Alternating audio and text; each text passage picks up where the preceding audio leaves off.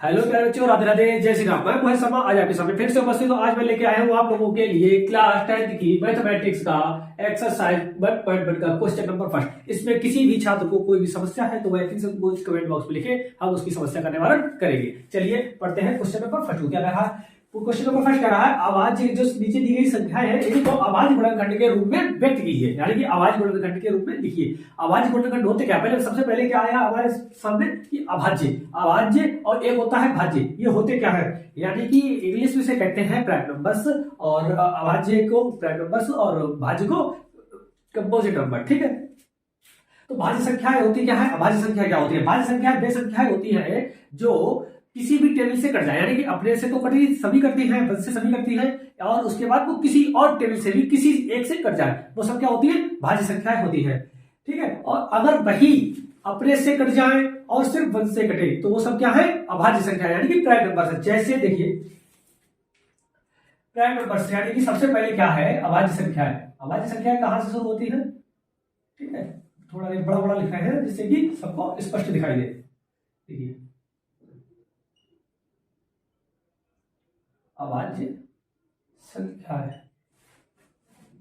अभाज्य संख्या क्या होती है? वे संख्याएं जो अपने से तथा वंश से डिवाइड हो जाए वो सब क्या होती है? अभाज्य संख्या होती है। इसमें शुरुआत कहां से होती है? 2 से। 2 है, ठीक है, 3 है, 4 नहीं होगी। 4 क्यों नहीं होगी? क्योंकि वो 2 से विभाजित होती है। अब 5 आ जाइए, 5 किसी से विभाजित नहीं होती। 6, अगर 6 लिखेंगे तो 6 2 से विभाजित हो जाती है और 3 से भी डिवाइड हो जाएगी, तो वो नहीं लिखेंगे। फिर उसके बाद 7 है, 8 नहीं लिखेंगे क्योंकि 8 2 से विभाजित हो जाता है और 4 से विभाजित हो जाता है, तो इसलिए उसको नहीं लिखेंगे। 8 नहीं लिखेंगे, 9 नहीं लिखेंगे, 10 नहीं लिखेंगे।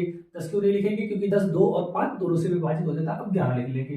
11 है, ठीक है। 12 नहीं लिखेंगे क्योंकि 12 2 से भी डिवाइड होता है, 3 से भी डिवाइड होता है, 4 से भी डिवाइड होता है और 6 से भी डिवाइड हो जाएगा, तो इसलिए 12 नहीं लिखेंगे। अब क्या लिखेंगे? 13 है, 13। इसी तरह से 17 है, 19 है, इस तरह से आप लिख लेंगे। ठीक है, 23 है, ये सब अभाज्य संख्या हो जाएगी। ठीक है, दूसरी क्या होती है? भाज्य संख्या है। भाज्य संख्या क्या होती है? भाज्य संख्या यानी कि वे संख्याएं जो अपने से और स्वयं यानी कि अपने के अलावा किसी से भी कट जाए वो सब क्या होती है? भाज्य संख्याएं होती है। भाज्य संख्या देखिए कौन कौन सी होती है? जैसे कि हमारी 4 है, 4 2 से कट जाती है। ठीक है, 4 के बाद 6 है, ये 2 3 से कट जाती है। 6 के बाद 8 है, 8 2 से कट जाएगी, 4 से कट जाएगी। ठीक है, तो 9 है, ये 3 से कटती है। 9 के बाद आ जाइए 10 2 5 से कट जाती है। इसी तरह से संख्या ये भाज्य संख्या के, ठीक है, एग्जाम्पल है। अब देखिए भाज्य अभाज्य इसमें किसी प्रकार की कोई समस्या। अब आ जाइए भाज्य के गुणनखंड करेंगे। गुणनखंड का मतलब होता है गुणा के, यानी कि इसके गुणनखंड, यानी कि गुणा इसके इस हिसाब से तोड़ेंगे कि अगर यानी कि इसके इस हिसाब से खंड करेंगे कि अगर उसका आप गुणा कर दे तो वो यही संख्या आ जाए। तो इसको लिखने का तरीका कैसे होता है? जैसे कि 140 का पहला है हमारा 140, यानी कि 140। अगर इसके आप गुणनखंड कर रहे हैं तो सबसे पहले किससे, ये जो लास्ट में क्या है हमारा? 0 है। 0 है तो ये किससे? 2 से कट जाएगा, कट जाएगा। ठीक है, 2 से काटिए, कैसे कटेगा? 2 सत्ते 14 है, 0 बचा, फिर 2 से काट दीजिए। 2 कितने बार जाएगा? 2 तिया 6, 1 बचा, इधर आ गया, कितना हो जाएगा इधर? 10। तो कितने बार जाएगा? 5, यानी 10 हो गया है। 2 के पहाड़े में 10 कितने बार आता है? 5 बार में, तो 5। इसी तरह से 35 किसके 5 के टेबल में आता है? कितने बार में आता है? 7 बार में। 7 के टेबल में 1 बार में आता है, तो 1। ये क्या हो गया? इसके गुणनखंड। अगर इसी के गुणनखंड लिखेंगे 140 के, तो 140 के गुणनखंड कैसे लिखेंगे? 2 गुणे 2 गुणे 5 गुणे 7, यानी कि 2 गुणे 2 गुणे 2 गुणे 2 गुणे 2 गुणे 5 गुणे 7। ठीक है, और गुणे 1 यानी कि ये वाला। तो इसको हम कैसे लिख सकते हैं? देखो अगर इनका गुणा करेंगे तो हमारा कितना आ जाएगा? 140 ही आ जाएगा। देखो 2 दूनी 4, 4 पंजे 20, 20 और 20 सत्ते 140। इसी तरह से ये गुणनखंड हो गए। अब आ जाइए अगला। ठीक है, समझ में आ गए कैसे अभाज्य गुणनखंड करेंगे? अभाज्य, अब देखो अब ये अभाज्य है कैसे? 2 है, 2 अभाज्य संख्या है, 3 हमारी अभाज्य संख्या है, 5 भी अभाज्य संख्या है, 7 भी अभाज्य संख्या है, यानी कि ये किसी भी टेबल में नहीं आते हैं, सिर्फ अपने ही टेबल में आते हैं। और इसी तरह से हम लिखेंगे 156 का, ठीक है, 156 का, तो ये भी देखिए किसे 2 के टेबल में आता है। कितने बार आता है? देखो 2 के टेबल में नहीं आता, लेकिन 15 यानी कि 1 से ज्यादा क्या होता है? ज्यादा है, 1 से ज्यादा है 2, तो 1 नहीं अपने लेंगे 15, यानी कि 2 संख्या लेंगे। 2 संख्या लेंगे तो कितने बार में जाएगा? 7 बार में, यानी कि 2 सत्ते 14 है, 2 अट्ठे 16 ज्यादा हो जाएगा, तो हमें क्या करेंगे? 2 सत्ते 14 है, बचा कितना एक, एक बचा वो इसके सामने आ गया 6 के, तो कितना हो जाएगा ये 16, तो 2 अट्ठे 16। ठीक, इसी तरह से फिर 2 से करेंगे। देखिए क्योंकि 8 है, 8 2 से चला जाएगा, कितने बार में जाएगा 2, 2 का टेबल यानी कि 7 से ज्यादा ना हो तो कितने बार जाएगा 6, 2 के टेबल में 7 तो आता नहीं है, आता है 6। ठीक है, कितने बार में आता है 3 बार में, तो 3 लिख दिया, बचा एक इसके सामने 18 हो गया। 18 आता है कितने बार में आता है हमारा 9 बार में आता है, तो 9 लिख दिया। अब ये 3 है, ठीक है, 3 के टेबल से चला जाएगा, कितने बार में 1 और 3। अब ये 13 है, 13 से 13 के टेबल में आता है, तो इस तरह से इसके भी फैक्टर हो जाएंगे। तो कितना आया इसका 2 गुणे 2 गुणे 3 गुणे 13 है। अब गुणा कर देंगे तो कितना आ जाएगा 2 दूनी 4, 4 तिया 12, ठीक है, और 12 तेरियम 156। ठीक है, कर लेना गुणा, तो यही आएगा। अगला देखिए 3825 का लास्ट में 5 है तो 5 से डिवाइड हो जाएगा, करिए 5 से। ठीक है, 5 सत्ते 35, 5 सत्ते 35, बचा कितना 3, इसके सामने आ गया, कितना हो गया 32। अब कितने बार में जाएगा 6 बार में, और झटका 30, बचा कितना 2, 5 के सामने आ गया, कितना हो गया 25। ठीक है, कितने 25, 5 बार में, फिर ये 5 से कट जाएगा, तो फिर से काट दो 5 से, 5 एक 5, बचा कितना 2, इसके सामने हो गया। ठीक है, ये कितना हो गया हमारा 26, तो 25, बचा कितना 1, इसके सामने हो गया 5 दिया 15। ठीक, अब ये किसी से दिखाई दे रहा है, किससे कट रहा है 3 से, तो 3 से काट दीजिए, 3 से कटा है तो 3 5 15, 3 एकम 3, फिर 3 से कट जाएगा तो काट दीजिए।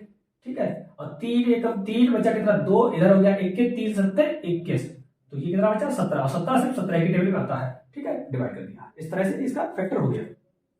ठीक है, कोई दिक्कत।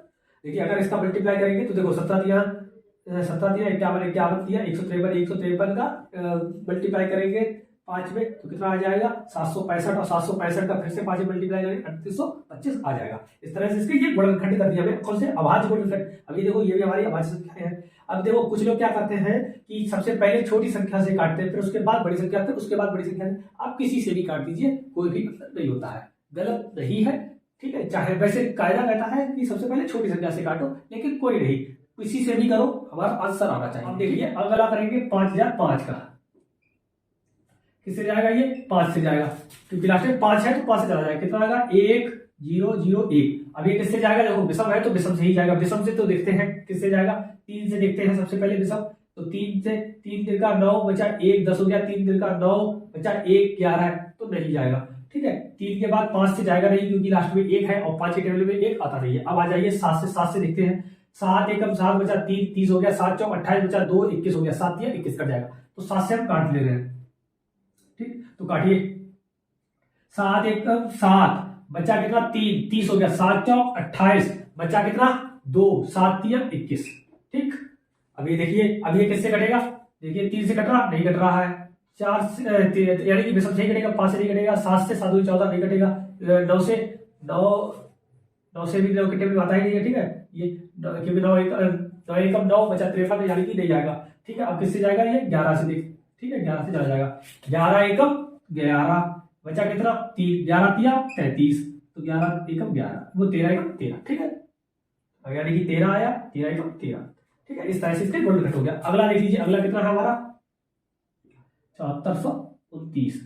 ठीक है, देखिए लास्ट में 9 है यानी कि विषम संख्या है। सब विषम क्या होते हैं अभी हम समझाए हैं। ठीक है, तो देखिए लास्ट में विषम संख्या है, विषम संख्या है तो ये किसी भी सम संख्या से तो जाएगा नहीं, तो विषम संख्या से देखते हैं। सबसे पहले विषम संख्या कौन सी होती है, जो 2 के टेबल में ना आए, यानी कि 2 से विभाजित ना हो, वो सब विषम संख्या होती है।